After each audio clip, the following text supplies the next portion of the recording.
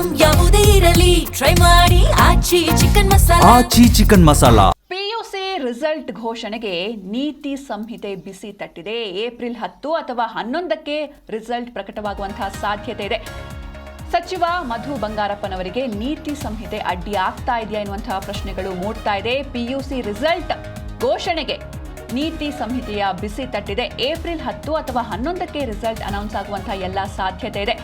ಸಚಿವ ಮಧು ಬಂಗಾರಪ್ಪ ಅವರಿಗೆ ನೀತಿ ಸಂಹಿತೆ ಅಡ್ಡಿ ಆಗ್ತಾ ಇದೆಯಾ ಎನ್ನುವಂತಹ ಪ್ರಶ್ನೆಗಳು ಮೂಡ್ತಾ ಇದೆ. ಇದು ನಿಮ್ಮ ಜಿ ಕನ್ನಡ ನ್ಯೂಸ್ನ ಎಕ್ಸ್ಕ್ಲೂಸಿವ್ ಸ್ಟೋರಿ. ಏಪ್ರಿಲ್ 8ಕ್ಕೆ ಪಿಯು ಫಲಿತಾಂಶ ಪ್ರಕಟಿಸುವ ಸಾಧ್ಯತೆ ಇತ್ತು.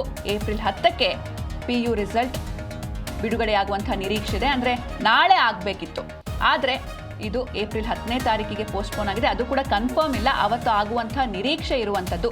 ಪಿಯುಸಿ ಫಲಿತಾಂಶಕ್ಕೆ ಅಡ್ಡಿ ಆಯ್ತಾ ಉಪಚುನಾವಣೆ ನೀತಿ ಸಂಹಿತೆ ಎನ್ನುವಂತಹ ಪ್ರಶ್ನೆಗಳು ಮೂಡ್ತಾ ಇದೆ. ಪ್ರಾಥಮಿಕ ಹಾಗೂ ಪ್ರೌಢ ಸಚಿವ ಮಧು ಬಂಗಾರಪ್ಪನವರು ಫಲಿತಾಂಶ ಪ್ರಕಟಿಸಲು ನೀತಿ ಸಂಹಿತೆ ಅವರಿಗೆ ಅಡ್ಡಿ ಆಗ್ತಾ ಇದೆಯಾ? ಏಪ್ರಿಲ್ 10 ಅಥವಾ 11ಕ್ಕೆ ಪಿಯು ರಿಸಲ್ಟ್ ಬರುವಂತಹ ಸಾಧ್ಯತೆ ಇದೆ. ಪಿಯು ಬೋರ್ಡ್ ಫಲಿತಾಂಶ ಪ್ರಕಟಿಸಲು ಸರ್ವ ಸನ್ನದ್ಧವಾಗಿತ್ತು. ಏಪ್ರಿಲ್ 8ಕ್ಕೆ ರಿಸಲ್ಟ್ ಬರುವಂತಹ ಎಲ್ಲ ಸಾಧ್ಯತೆ ಕೂಡ ಇತ್ತು. ಆದರೆ ಪಿಯು ಮಂಡಳಿಯ ಆಂತರಿಕ ಮಾಹಿತಿಯ ಪ್ರಕಾರ ಏಪ್ರಿಲ್ 9ಕ್ಕೆ ಉಪಚುನಾವಣೆಯ ಮತದಾನ ನಡೆಯುತ್ತೆ. ಹೀಗಾಗಿ ಏಪ್ರಿಲ್ 10ಕ್ಕೆ ಸಚಿವರ ನೇತೃತ್ವದಲ್ಲಿ ರಿಸಲ್ಟ್ ರಿಲೀಸ್ ಆಗುವಂತಹ ಎಲ್ಲ ನಿರೀಕ್ಷೆ ಇದೆ.